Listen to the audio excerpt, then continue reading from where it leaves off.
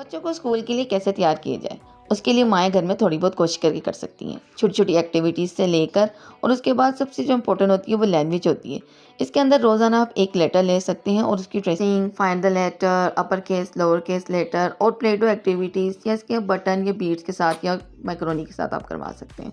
मैंने ये कि प्रिंट आउट करके इसको लेमिनेशन की हुई है। आप इसकी बुक्स भी ले सकते हैं। उसके बाद जो वोवल साउंड होते हैं, फोनिक साउंड्स होते हैं, वो करवाने बच्चों को ज़रूरी होते हैं स्टार्टिंग और एंडिंग के। इससे भी बच्चों को काफ़ी ज़्यादा आसानी होती है, बच्चा परेशान नहीं होता स्कूल जाके कि आखिर ये क्या है।